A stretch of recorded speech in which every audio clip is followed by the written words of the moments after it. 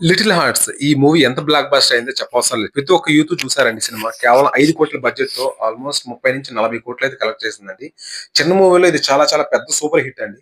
So, Mouli acting గాని, Mouli comedy timing, ఆయనతో పాటు ఆయన ఫ్రెండ్స్‌గా యాక్ట్ చేసిన వాళ్ళు 'రాజీవ్ కనకాల' ప్రతి ఒక్కరండి. సో, సినిమాకి బాగా పనిచేసిన అందరూ మంచిగా యాక్ట్ చేశారు. దానివల్ల మంచి ఔట్‌పుట్ వచ్చిందండి. యూత్ అయితే బాగా కనెక్ట్ అయ్యారు. సో, నిజంగా క్రెడిట్ మాత్రం మౌలికి ఇవ్వాలండి. ఎందుకంటే ఏమాత్రం బ్యాక్‌గ్రౌండ్ లేదు. ఒక షార్ట్ ఫిల్మ్స్‌తో చిన్న చిన్న ఫిల్మ్ తీసుకొని ఈ రేంజ్‌కి వచ్చేసి ఇంత మంచి హ్యూజ్ బ్లాక్ బస్టర్ కొట్టారంటే అది మామూలు విషయం కాదు. సో, ఆయన నెక్స్ట్ మూవీ కూడా ఏంటి అని ఎదురు చూస్తున్నారు యూత్ అంతా. సో, 'మైత్రి' మూవీ బ్యానర్‌లో ఉండబోతుందండి. సో, దానికి గాను వాళ్ళు మంచి పెద్ద రెమ్యూనరేషన్ అయితే ఇచ్చారంటున్నారు. ఆల్‌మోస్ట్ 1,00,00,000 ఇచ్చారని టాక్ అయితుందండి. నిజంగా ఇదే నిజమైతే మాత్రం హ్యాట్స్ ఆఫ్ చెప్పాలి ఆయనకి.